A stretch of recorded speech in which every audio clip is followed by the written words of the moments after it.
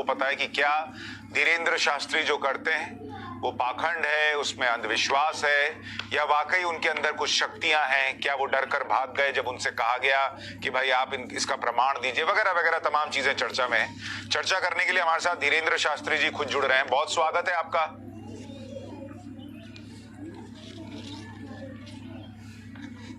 बहुत बहुत धन्यवाद। श्री सीताराम, जय बागेश्वर धाम की और जय सनातन धर्म की। आपके पास आवाज जा रही है हमारी? जी बिल्कुल जा रही है धीरेन्द्र शास्त्री जी, आपकी आवाज तो पूरे देश में आजकल जा रही है, आपकी चर्चा भी हो रही है। क्या आपके पास वाकई कुछ शक्तियां हैं? वाकई आपके पास शक्तियां हैं, या जो आप पर आरोप लग रहा है आप अंधविश्वास फैला रहे हैं, एक्टर्स लेकर आते हैं, ऐसा कुछ? बागेश्वर हनुमान जी की कृपा है। हाँ देखो, अंधविश्वास और विश्वास एक ऐसी कसौटी है जो बहुत ही बारीक कसौटी है। इस कसौटी पर बहुत बारीक दृष्टि की आवश्यकता है। अंधविश्वास फैलाने वाली बात ना तो हम कोई जादू टोना करते हैं, ना हम कोई झाड़ फूंक करते हैं। हम केवल अपने इष्ट से प्रार्थना करते हैं और हमारे इष्ट बागेश्वर बालाजी महाराज, बागेश्वर हनुमान जी महाराज केवल हमारी नहीं, हर उस भक्त की सुनते हैं जो श्रद्धा और विश्वास पूर्वक उनके चरणों में आता है। फिर आप कहेंगे माध्यम क्यों? आदिकाल से ही गुरु परंपरा का वह रहा। हमारे यहाँ 3 पीढ़ियों से दरबार लग रहा। हमारे दादा गुरु जी भी लगाते थे, उसके पूर्व में भी एक संत हुए वो भी लगाते थे, तीसरी पीढ़ी में हम भी। हमने कभी कोई दावा नहीं किया हम कोई ईश्वर है, या हम कोई चमत्कार करते हैं, या हम कोई मिरेकल करते हैं। हमारे पास जो गुरु कृपा है, हम ईश्वर से प्रार्थना करते हैं। जैसे पुत्र के बीमार होने पर माता और पिता प्रार्थना करते हैं, वैसे ही शिष्य के आपत्ति विपत्ति में हम अपने इष्ट से प्रार्थना करते हैं और हमारा इष्ट चमत्कार हमारे बालाजी कृपा कर देते हैं। उससे लोग अलग अलग दृष्टि से देखते हैं। तो अब आप इसको किस दृष्टि से देखेंगे ये आपके ऊपर है, पर सनातन में क्या ताकत होती है उसका प्रत्यक्ष प्रमाण बागेश्वर बालाजी का दरबार है। पर धीरेन्द्र शास्त्री जी, आप कह रहे हैं आपके पास कुछ विशेष पावर्स नहीं है, आप कोई चमत्कार नहीं करते, लेकिन आप अपने इष्ट से या हनुमान जी से जब कुछ कहते हैं तो वो कर देते हैं। ये तो सबके साथ नहीं होता। मैं तो हनुमान जी को देख नहीं सकता, उनसे बात नहीं कर सकता, हाँ अंतरात्मा से प्रार्थना कर सकता हूँ, मेरे पास ये पावर नहीं है। वो प्रार्थना में दोनों में जमीन आसमान का अंतर। कहने में और प्रार्थना में दोनों में अंतर है। कहना ऑर्डर हो गया, प्रार्थना स्तुति होगा। आपको प्रत्येक भक्त को अनिवार्यता नहीं, लेकिन आपके पास जो पावर्स है वो मेरे पास तो नहीं है ना, तो आप तो विशेष हुए। फिर उसके लिए फिर आप, हम कोई विशेष नहीं है, ये आपकी दृष्टि है। अगर आप मानते हैं तो हमें कोई बुराई नहीं है। जो कई लोग हमें उल्टा सीधा भी तो मानते हैं, तो उससे भी हमें कोई बुराई नहीं है, उनके प्रति हमारी कोई नाराजगी भी नहीं है। तो ये आपकी दृष्टि है, हम अपने आप को नहीं मानते। आपको हनुमान जी दिखते हैं क्या? नहीं, बिल्कुल भी नहीं। हमने ऐसा कभी दावा भी नहीं किया। तो आप जब संपर्क साधते हैं तो कैसे साधते हैं? मतलब आप अपने विचार में संपर्क साधते हैं?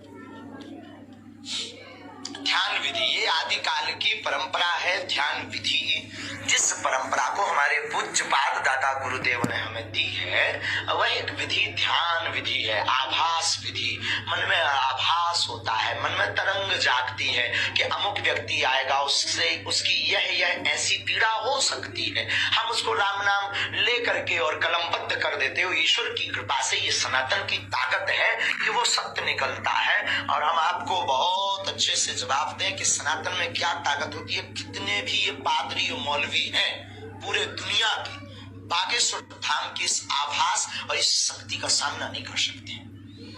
तो मुझे ये बताइए, आपके पास ये क्योंकि हमारे सनातन में क्या ताकत है। और पहली बात, हाँ पहली बात, बोली आप बोलो, हमारी तो आदत है।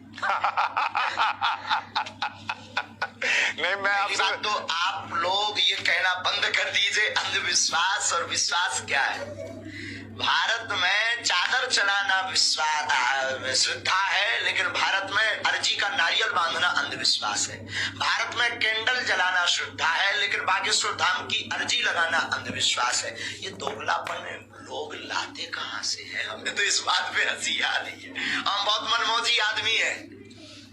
तो धीरेन्द्र शास्त्री जी, आपको लगता है कि ये खास तौर पर जो हिंदू बाबा है या हिंदू धर्म से जुड़े हुए सनातनी हैं, उनको टारगेट किया जाता है और दूसरे धर्म में अगर यही चीज हो रही हो तो उसको छोड़ दिया जाता है?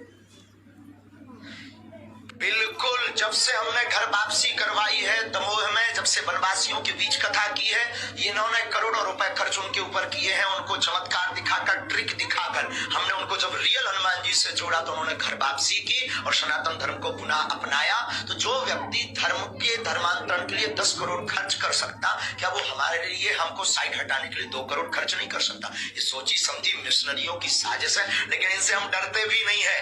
हमारे भारतीय संतों में और हमारे भारतीय सत्य सनातन में क्या ताकत होती है, उसका प्रत्यक्ष प्रमाण यह है कि पूरे भारत के वामपंथी पीछे लगे हुए हैं, लेकिन वो बाल टेढ़ा नहीं कर पाएंगे। हमें अपने इष्ट पर भरोसा है। तो आपको इसका मतलब आपके इष्ट ने पहले ही बताया होगा कौन पीछे लगा है, कितने पैसे देकर लगा है?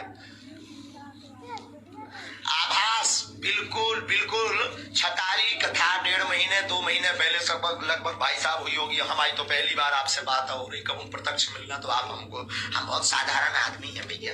और छतारी कथा में हमने कह दिया था कि मेरे भारत के सनातनीय लोगों, अब हमारे ऊपर जो हमें आभास गुरु प्रेरणा से हुआ, अब हमारे ऊपर लंबे लंबे हमला होने। ये तो फर्स्ट चुनौती है, ऐसी तो अभी बहुत चुनौतियां हमको पार करनी है। देखते जाइएगा, हम टोपी वालों को भी सीताराम बुलवा देंगे, आपकी न्यूज पर बोल देते हैं क्यों चिंता कर रहे हो तुम। अच्छा धीरेन्द्र शास्त्री जी, ये बताइए, अभी मैंने आपका एक वीडियो देखा जिसमें एक व्यक्ति, जिस पर कहा जा रहा है कुछ प्रेतात्मा आई हुई है, और आप किसी को कह रहे हैं इसको उठा के पटको, इसको नीचे फेंको। किसको बोल रहे थे आप? कौन उठा के पटक रहा था? पटको आभास रूप में हमारे पास जो बागेश्वर बालाजी की सेना है, हमें ऐसा आभास होता है कि उनकी जो गढ़, उनके जो वीर है, ऐसा आभास होता है जो पराशक्ति है। देखो भाई, जो उसमें गया ही नहीं उसे क्या बता दे। अब किसी कोई अंधा व्यक्ति कहे कि सूर्य दिखाओ, तो उसे कैसे सूर्य दिखा दे। और दूसरी बात श्रीमान जी, हम आपको बताएं, प्रेत वाली बात है। कोई उसे नेगेटिव एनर्जी कहता है, कोई पॉजिटिव एनर्जी कहता है। और हनुमान चालीसा में 500 साल पहले लिख गया, भूत पिशाच निकट नहीं आवे, महावीर जब नाम सुनावे। तो क्या आप हनुमान चालीसा को गलत मान रहे हैं? मैं तो नहीं मान रहा। नहीं मान रहे हैं तो फिर हम नहीं मान रहे हैं। अब फिर कंट्रोवर्सी क्यों? अब फिर अंधविश्वास और विश्वास क्यों? अब फिर हमसे क्वेश्चन क्यों कि भूत प्रेत होते कि नहीं और उस पर प्रेत है कि नहीं? ये फिर कंट्रोवर्सी क्यों? अगर हनुमान चालीसा गलत नहीं है तो फिर हम कैसे गलत हैं? उसी हनुमान चालीसा के आधार पर हम अपने इष्ट से प्रार्थना। हमें तो भूत चढ़े नहीं, लोगों को चढ़ते हैं। हम तो किसी को बुलाते नहीं, वही आते उन्हीं पे चढ़ते, उन्हीं के बालाजी उतार देते हैं। अब इसमें हमारे ऊपर क्यों कंट्रोवर्सी? किस आधार पर? या तो फिर आप लोग खुल करके बोलिए कि हनुमान चालीसा गलत है। अच्छा, चूंकि धीरेन्द्र जी होता क्या, मैं आपको बताता हूँ थोड़ा सा। धीरेन्द्र जी, अंधविश्वास है। धीरेन्द्र जी होता क्या है, सभी अंधविश्वास नहीं धीरेन्द्र जी देखिए, होता क्या है कि जैसे आप कह रहे हैं आपको आपके इष्ट की सेना भी दिखती है जिससे आप उठाकर पटकवा देते हैं, या आपको पहले पता चल जाता है किसके मन में क्या चल रहा है, आप लिख कर दे देते हैं। ये चूंकि सबके पास ये पावर नहीं है, तो इसलिए लोगों को शक होता है कि ये आदमी सही बोल रहा है या गलत बोल रहा है, वो पूछते हैं। अब मैं आपसे ये अगर पूछूं कि क्या आप, हमारे जैसा बनना पड़ेगा, सबको भी पावर मिल सकती है, हमारे जैसा पगला बनना पड़ेगा। कैसे बन सकते हैं आपके जैसा, ये भी बताइए। आपके जैसा कैसे बनना पड़ता है? गुरु कृपा है भाई, कुछ भी नहीं है, केवल राम नाम का जप करो। भगवान चुनते हैं किसको क्या करवाना है। हमें सनातन के लिए उन्होंने चुना है। हमारे जैसे हजारों लोग हैं इस धरती पर, एक हम बिरले नहीं है। हम पर कंट्रोवर्सी सिर्फ इसीलिए है क्योंकि उनके मिशन में हम सबसे बड़े रोड़ा हैं, लेकिन अब उन भैया पीछे होने वाला नहीं है। हम सनातन का झंडा गाड़ कर रहेंगे। धीरेन्द्र शास्त्री जी, आप कह रहे हैं सनातन में बहुत शक्ति है। क्या आपके सनातन में ये शक्ति है कि मैं तो आपसे मिला नहीं, आपसे पहली बार मेरी बातचीत हो रही है, आप मुझे जानते नहीं होंगे, क्या आपके इष्ट आपको बता सकते हैं मेरा नाम क्या है? सनातनी नहीं है? क्या आपके इष्ट बता सकते हैं मेरा नाम क्या है?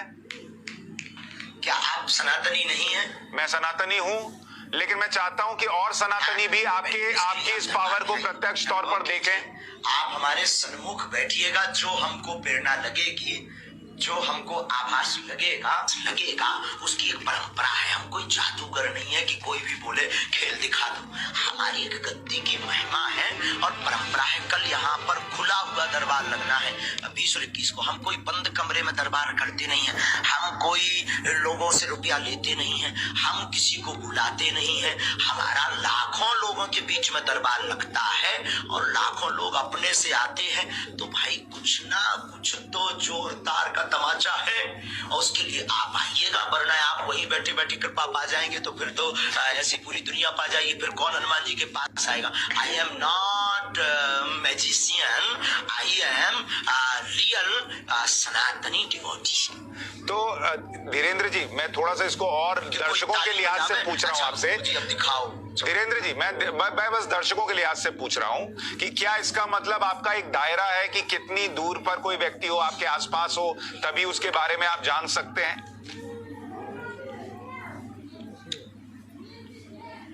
कोई दायरा नहीं है। दरबार की एक गद्दी की परंपरा है जो हमारे दादा गुरुजी लगाते थे। गद्दी पर आह्वान किया, श्री हनुमान जी से प्रार्थना की कि हे बागेश्वर बालाजी, जितने सन्मुख बैठे हैं उनकी जो जो पीड़ा है उन पर अपनी कृपा करो। हनुमान चालीसा का मन ही मन पाठ किया और मन में आभास को लेकर के पेन कागज लिया, लिखना शुरू कर दिया। उस कागज के आधार पर हमें आभास हो जाता है कि अमुक व्यक्ति की ये अर्जी है, उसके मन में ऐसे ऐसे प्रश्न है और ईश्वरीय सत्ता सनातन की क्या ताकत है उसका प्रमाण ये कि जो व्यक्ति आता उसके वही प्रश्न निकलते हैं। बस इतना है। अच्छा धीरेन्द्र शास्त्री जी, क्या आप भूत प्रेत देख सकते हैं? आपने कहा आपने हनुमान जी को नहीं देखा, आपको आभास होता है, उनसे संपर्क है। क्या भूत प्रेत देख सकते हैं आप? हमने किसी को नहीं देखा। हम काहे भूत प्रेत को देखेंगे? काहे हम भैया मरे आदमी, हम जिंदा आदमी है भैया। भूत पिशाच निकट नहीं आवे। हनुमान चालीसा की सिद्धि के कारण जय जय हो जाता है भैया। अच्छा धीरेन्द्र जी, आपको ये सब कब से होना शुरू हुआ? जब आपको लगा कि आपका ईष्ट से संपर्क हो रहा है, ये किस उम्र से शुरू हुआ? पहली बार कब हुआ? ये तो हवा। बहुत अच्छा प्रश्न, ये बहुत अच्छा प्रश्न है। हम जब 10-11 साल के थे तब जो हमारे दादा गुरुजी ग्रैंड फादर वो जो है बागेश्वर बालाजी के उसी गांव में हम रहते थे। उसी गांव में वो सेवादार थे। वो हमको हनुमान चालीसा पढ़वाते थे, कुछ कुछ उपाय करवाते थे हनुमान जी के। तो हम 10-11 साल की अवस्था से वो उपाय करने लगे। फिर हमको 12-13 साल में आभास होने लगा। वो तो गुरु पकड़ते हैं अपने शिष्य को। हमको आभास होने लगा कि ये व्यक्ति आ रहा, हमसे ऐसे बात करेगा, ये अपना नाम ये बताएगा। तो हम बचपना था तो बोल नहीं पाते थे, लेकिन जब वो अपना नाम बताता था तो हम चौंक जाते थे कि ये तो हमें पहले ही आवाज था, ये तो हमें पहले ही पता था, हम बोले क्यों नहीं। फिर जब गुरुजी का जब तक शरीर पूरा हो गया, फिर हमने अज्ञातवास साधना की, हमने राम नाम जप किया, तो हमको प्रेरणा लगी कि तुमसे सनातन का कार्य करवाना है। तो अब जो है वो दरबार लगने लगा, जैसे हमारे दादाजी लगाते थे वैसे ही हम बैठने लगे। बस सीधा सिंपल सादा जीवन है, उसमें कोई ऐसा नहीं है कि हमने कठोर तपस्या की हो, ध्रुव प्रहलाद जैसी, नहीं। वो तो परंपरा है हमारी। तो धीरेन्द्र जी, जब आप 11 साल के थे और किसी बच्चे के साथ ऐसा हुआ था कि ये क्या, मैं अंदर से ये क्या पावर है, क्या हो रहा है मेरे साथ? हाँ, हमने बताया ना पहले कि ये उसका नाम हमें जैसे आभास हो जाता था तो हम सोचने लगते थे कि हमने पहले क्यों नहीं बताया इसका नाम, तो हमें आभास, इसका ये ऐसा बोलेगा, ऐसा हमें कैसे पता लग गया। हम गुरुजी को भी पूछते थे तो गुरुजी हंसते थे। बचपना था हमारा, अभी भी हमारा बचपना गया नहीं है, अभी भी बचपना ही है। तो लेकिन जो है फिर तो गुरुजी फिर जो है हमको साधना बताए। फिर वही सीताराम नाम का जप किया। अब ये टीवी का विषय नहीं है, ये अनुभव का विषय है। देखो भाई, मोहब्बत बताने का विषय नहीं है, मोहब्बत तो अनुभव, एंजॉय विद लाइफ। तो ये लोग जो कह रहे हैं धीरेन्द्र जी कि आप उनसे डर कर भाग गए, क्या आप इनका चैलेंज स्वीकार करेंगे? इनसे कहेंगे कि हमारे आश्रम आओ और फिर जो तुम चाहते हो वो पूछ के देखो? I accepted. हमने तो घोषणा की है, आपके चैनल पे भी घोषणा की थी। आप भारत के कोई भी मिशनरियों को, कोई भी पादरियों को ले आइए, टिकेगा नहीं, हम गीला करके भेजेंगे। हमें अपने इष्ट पर भरोसा है, आप क्यों चिंता। और रही इनकी बात, हम भागने वाले भगोड़ा नहीं, आई एम रियल हिंदू हूँ, हम हिंदू शेर हैं और भैया 7 दिन की कथा हुई, आप इनको ये क्यों नहीं पूछते इन्होंने किसी पादरी पर कभी किया? इनको आप ये क्यों नहीं पूछते क्या आपने बागेश्वर सरकार को लीगली चुनौती भेजी, कोई पत्राचार भेजा, कोई व्यक्ति भेजा, कोई मैटर? जब हम कथा 7 दिन तक हमारी थी, मात्र ओनली 7 डेज तक, 11 तारीख तक, 13 तारीख तक पहले लोगों ने कहा करनी चाहिए, लेकिन 3 तारीख को हमने फाइनल कर दिया था जाने के पहले कि हम 5 से 11 तक की कथा करेंगे, हमें गुरुजी के जन्मोत्सव में जाना है। और उसके बाद में 11 तक कथा थी, 2 दिन वहां भी खुला हुआ दरबार लगा, अभी भी नेट पे डला होगा ऑफिशियली पेज पे। 7 दिन कथा हुई, तब क्यों नहीं आए? तब क्या चूं रह गए थे? अच्छा, अब जब हम निकल आए, देखो भैया अपने सामने कोई बंद कमरे में कोई भी चुनौती, अब यहाँ भी जैसे 25 तारीख तक कथा थी, हमने 23 तक की है, करनी है हमको, और यहाँ से हम चले जाए। अब 24 तारीख को वो बोले वाह हमने चुनौती दी तो बाकी से सरकार भाग गए, नक्कटा। भाई जब है आ जाओ, कल किराया खर्चा ले लेना, तुम्हारी अगर पहुंचो उनके पास, उनसे कह देना बुढ़ापे में काहे हम भी फिजूली में हम टिबेटन में समय बर्बाद करवा रहे हैं, इतने में हमें सेवा कर लेने। आप हैरान हो रहे जी, रात के 10 बजे बेचारे आप भी बोल रहे, कछु और देश की मुद्दा पे गरीबी पे चर्चा करते तो भलो हो तो भारत को, हमारे पीछे पड़े हैं। तो उनसे कह दो कि ये दूध का दूध पानी का पानी कर लो, झंझट खत्म करो, सीधा आ जाओ, किराया खर्चा ले लो। हम अपने जगह भी नहीं है, हम भी दूसरे स्टेट में हैं और 200-250 किलोमीटर है, उनको खबर भेज दो you come here to Bageshwar Dham दरबार, झंझट खत्म।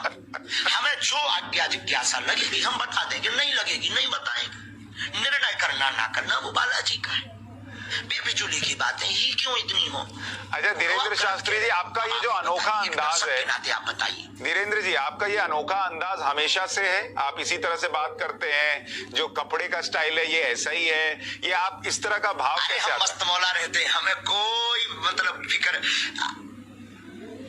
अरे हम मस्त मौला रहते हैं, हमें देखो ज्यादा झंझटों में टेंशन नहीं होती है, क्योंकि ये तो फर्स्ट चुनौती है। हम तो 24 घंटे मस्त मौला रहते हैं, ये हमारे गुरु की और बालाजी की कृपा है, ये सब सनातनियों का प्यार है हमारे लिए, और सब सनातनी पूरे भारत के साधु संतों का आशीर्वाद है, और हम भारत के संतों का नाम रोशन करके ही रहेंगे। हम ऐसा कोई कृत्य नहीं करेंगे जिससे सनातन झुके, हम ऐसा काम करेंगे, झंडा गाड़ेंगे कि सनातन की बुलंदी की जय जयकार कोने कोने में होगी।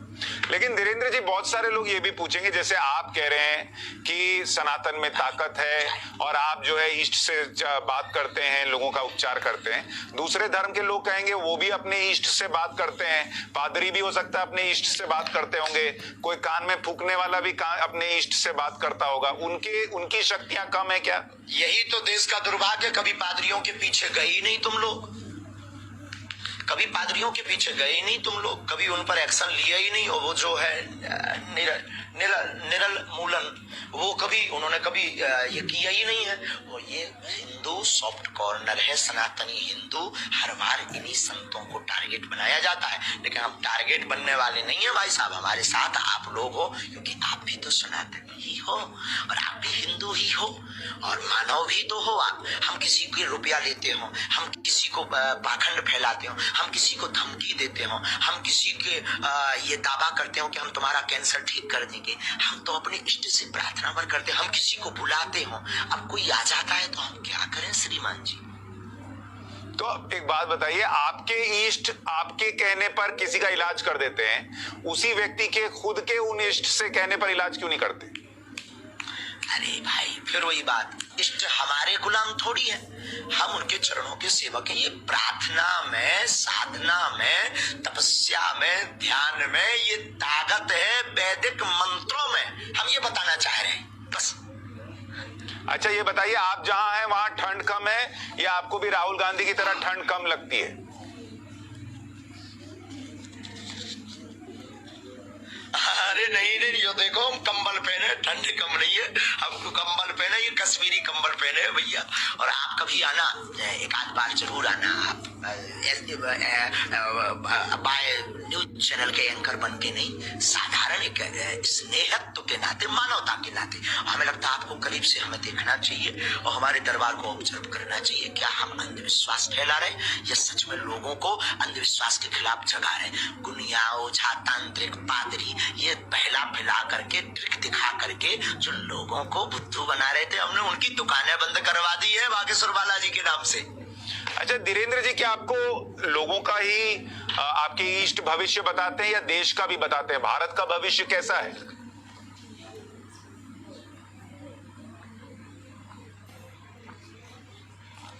देखो, बहुत अच्छा प्रश्न है ये कोई बहुत काम की बात है। इससे गदगद है हमारा।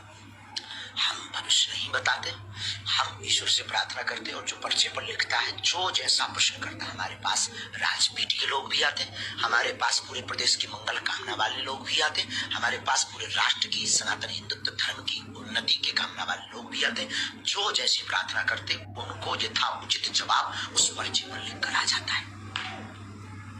तो मतलब अगर मैं आपके पास आकर पूछूं कि भारत का भविष्य कैसा है, तब आप भारत के भविष्य के बारे में बता पाएंगे। अच्छा, ये आपकी कप की भी बड़ी चर्चा, ये आपके दादाजी का कप है जिसमें आप दिन में 30-40 बार चाय पीते हैं? ये हमारे दादा गुरुजी का कप है। हाँ, ये नरीली है, खोपड़ी है, इसका नाम है खोपड़ी। ये खो पड़ी इसीलिए इसका नाम है खोपड़ी। और मैंने सुना आप दिन में 30-40 कप चाय पी जाते हैं।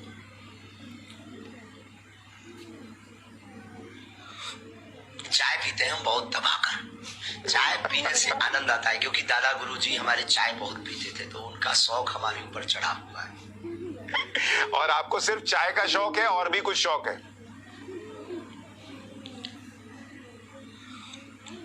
सनातन का शौक है बहुत तेज, चाय से ज्यादा। और आपका लक्ष्य क्या है सनातन के लिए? जुनून इतना ज्यादा है कि पूरे देश के वामपंथी लोग पीछे लग गए। डर लगने लगा है कि इनका मिशन हम फेल कर सकते हैं। लक्ष्य सिर्फ सनातन, सनातन, सनातन, सनातन, भारत, भारत, भारत, विश्व गुरु, विश्व गुरु, विश्व गुरु। तो आपको सुन के तो वो लोग घबरा जाएंगे जो ये नैरेटिव फैलाते हैं कि भारत हिंदू राष्ट्र बन रहा है।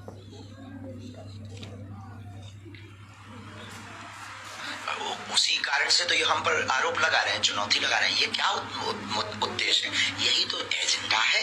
घबरा जा रहे हैं कि घबरा गए, देशत में है, प्राण उनके निकल रहे।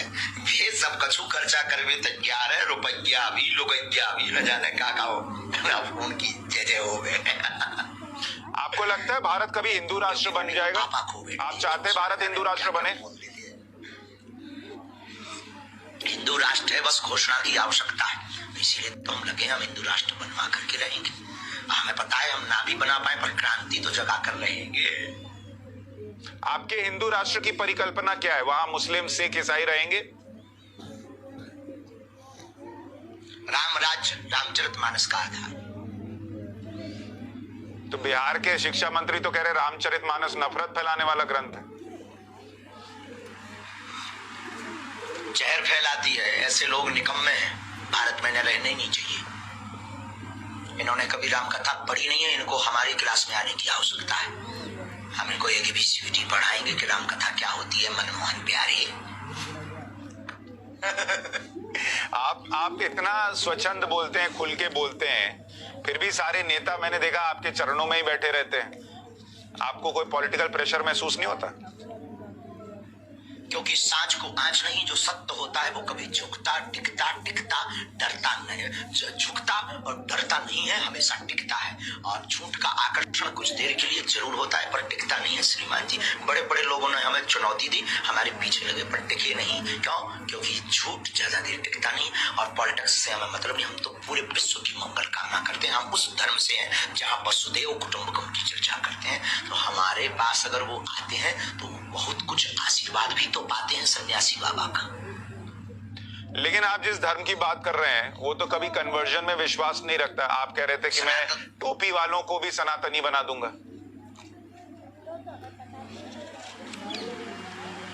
बिल्कुल। क्या भाई, उनको सनातनी बनाने में कौन सी बुराई है? सनातनी मतलब वो पहले से है, बस कुछ दिनों के लिए भूल गए। कोई अपने बाप को बाप ना कहे तो इसमें बाप की कोई गलती नहीं है, बेटा की गलती होती है। अब कोई बेटा बाप को बाप ना कहे तो इसमें उसकी बाप की बेचारे की क्या गलती है, माय डियर? पर धीरेन्द्र शास्त्री जी, उन्होंने अपना एक रास्ता चुन लिया है ईश्वर तक पहुंचने का। क्या वो रास्ता सनातन से होकर गुजरे, ये जरूरी है?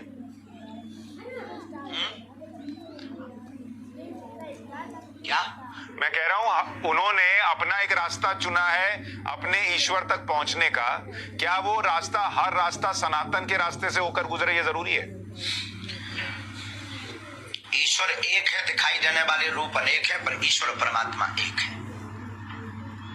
शास्त्र ऐसा कहते हैं। तो क्या इसके लिए जरूरी है कि टोपी पहनने वाले को भगवा पहनना पड़े?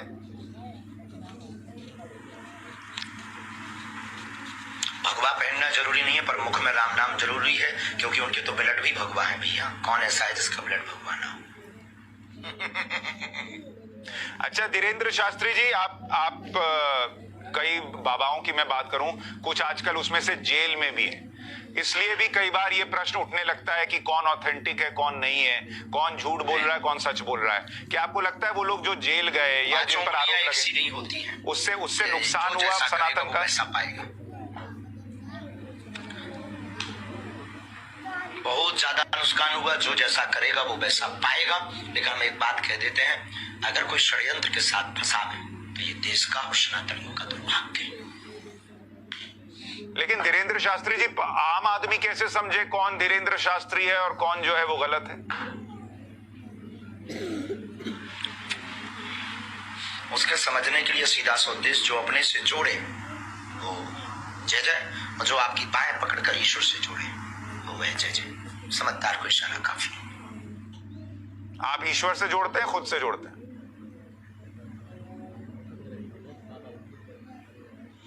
खबर नहीं, आपको अनुभव करना चाहिए। हम तो कुछ भी बोल सकते हैं, हमारी बात कौन मानेगा? आपका अनुभव क्या कहता है? कभी आइए सामने। और उसके लिए आपके आश्रम आना पड़ेगा।